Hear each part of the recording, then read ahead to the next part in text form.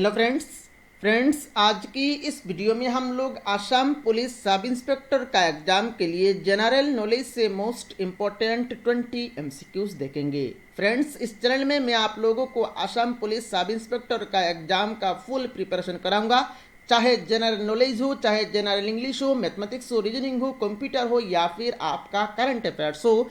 सभी टॉपिक के ऊपर मैं आप लोगों को इस एग्जाम के लिए वीडियो प्रोवाइड करूंगा। तो अगर आप वो वीडियो पाना चाहते हैं तो इस चैनल को जल्द से जल्द सब्सक्राइब कर लीजिए।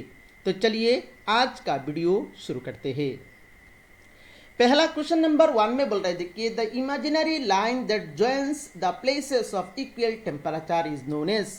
इमेजिनरी लाइन जो कि प्लेसेस ऑफ इक्वल टेम्परेचर को ज्वाइन करता है उसका नाम क्या है? तो उसका नाम है आपका आइसोथर्म। तो इस क्वेश्चन नंबर 1 का करेक्ट आंसर है आपका option C isotherm. Next question number 2 में बोल रहा है, देखिए brief history of time has been authored by. A brief history of time ये एक बुक का नाम है। तो इस बुक को किसने लिखा है? तो इस बुक का ऑथर है आपका स्टीफन हॉकिंग। तो इस क्वेश्चन नंबर 2 का करेक्ट आंसर है आपका option A Stephen Hawking. Next question number 3 में बोल रहे थे कि Kelvin is a unit of. Kelvin किसका यूनिट है? साउंड, टेम्परेचर, स्पीड या हाइट? तो केल्विन यूनिट है आपका टेम्परेचर का। तो इस क्वेश्चन नंबर 3 का करेक्ट आंसर है आपका option B temperature. Next question number 4 में बोल रहे थे कि which article of the constitution of India provides the parliament the power to amend the constitution.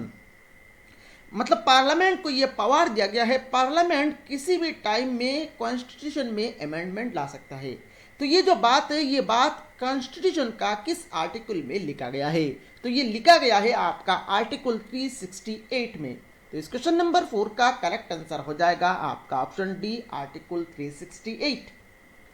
Next question number 5 में बोल रहे थे कि आइसोमनिया इज एसोसिएटेड विथ। आइसोमनिया ये एक बीमारी का नाम है।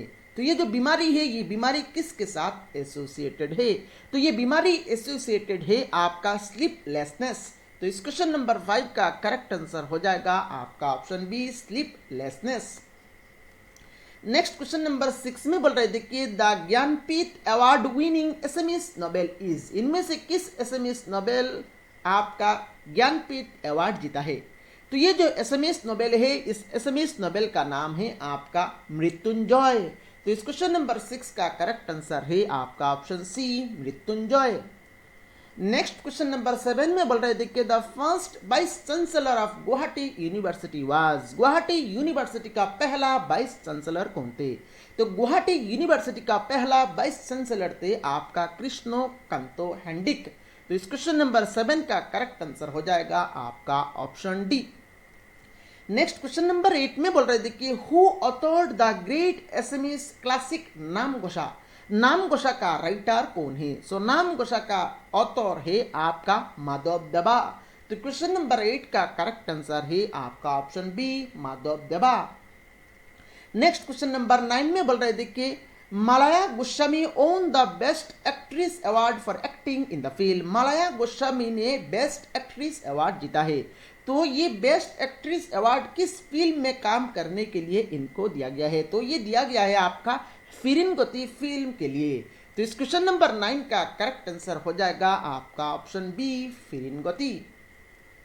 नेक्स्ट क्वेश्चन नंबर 10 में बोल रहे थे कि Apatani is a tribe living in. Apatani tribe के लोग जो होते हैं ये कौन सा स्टेट में रहते हैं?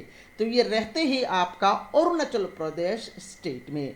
तो इस क्वेश्चन नंबर 10 का करेक्ट आंसर है आपका ऑप्शन ए Arunachal Pradesh. Next question number 11 में बोल रहे थे कि ornithology is the branch of science that studies about. इनमें से किसका स्टडी को ऑर्निथोलॉजी कहा जाता है? तो ऑर्निथोलॉजी कहा जाता है आपका स्टडी ऑफ बर्ड्स को। तो इस क्वेश्चन नंबर 11 का करेक्ट आंसर है आपका option C birds. Next question number 12 में बोल रहे थे कि Richter scale is being used to measure the intensity of. इनमें से किसका इंटेंसिटी को मेजर करने के लिए रिक्टर स्केल यूज किया जाता है? तो रिक्टर स्केल यूज किया जाता है आपका अर्थक्वेक का इंटेंसिटी मेजर करने के लिए। तो इस क्वेश्चन नंबर 12 का करेक्ट आंसर है आपका option D. Next question number 13 में बोल रहे थे कि with whose permission did the English set up the first factory in Surat. इनमें से किससे परमिशन लेके इंग्लिश ने आपका पहला फैक्ट्री सूरत में ओपन किया है? तो ये जो परमिशन है, ये परमिशन दिया है आपका जहांगीर ने। तो क्वेश्चन नंबर 13 का करेक्ट आंसर है आपका option B, Jahangir. Next question number 14 में बोल रहे थे कि which one of the following planets has largest number of natural satellite. इनमें से कौन सा प्लैनेट में सबसे ज्यादा नेचुरल सैटेलाइट है? तो सबसे ज्यादा नेचुरल सैटेलाइट है आपका जुपिटर में। तो क्वेश्चन नंबर 14 का करेक्ट आंसर हो जाएगा आपका option D, Jupiter. Next question number 15 में बोल रहे थे कि in the context of Indian wild life the flying fox is a. Indian wild life का कॉन्टेक्स्ट के हिसाब से फ्लाइंग फॉक्स क्या है? तो flying fox is a bat. तो क्वेश्चन नंबर 15 का करेक्ट आंसर हो जाएगा आपका option C, bat. Next question number 16 में बोल रहे थे कि Indian institute of remote sensing is located at. Indian institute of remote sensing का लोकेशन कहां पर है? तो इसका लोकेशन है आपका देहरादून में। तो क्वेश्चन नंबर 16 का करेक्ट आंसर हो जाएगा आपका option B, Dehradun. Next question number 17 में बोल रहे थे कि oxidation is a process associated with. So oxidation is a process associated with weathering. तो क्वेश्चन नंबर 17 का करेक्ट आंसर हो जाएगा आपका option A, weathering. Next question number 18 में बोल रहे थे कि who is the first Asian to win Nobel prize for economics. पहला एशियन कौन है जिन्होंने नोबेल प्राइज फॉर इकोनॉमिक्स में जीता है? तो इनका नाम है आपका अमर्त्य सेन। तो क्वेश्चन नंबर 18 का करेक्ट आंसर हो जाएगा आपका option C, Amartya Sen. Next question number 19 में बोल रहे थे कि आईएमएफ स्टैंड्स फॉर। आईएमएफ का फुल फॉर्म क्या है? तो आईएमएफ का फुल फॉर्म है आपका इंटरनेशनल मॉनेटरी फंड। तो क्वेश्चन नंबर 19 का करेक्ट आंसर हो जाएगा आपका option D, international monetary fund. Next question number 20 में बोल रहे थे कि which of the following cities of India is known as city of Joy. इनमें से किस सिटी को सिटी ऑफ जॉय कहा जाता है? तो सिटी ऑफ जॉय कहा जाता है आपका कलकत्ता सिटी को। तो इस क्वेश्चन नंबर 20 का करेक्ट आंसर हो जाएगा आपका ऑप्शन ए, कोलकाता। तो यहां पर देखिए, अगर आपने वीडियो को लाइक नहीं किया तो लाइक कर ले, चैनल को सब्सक्राइब नहीं किया तो सब्सक्राइब कर लीजिए, ताकि आने वाले टाइम में इसी तरह का कोई भी वीडियो आपसे मिस ना हो। Thank you for watching this video.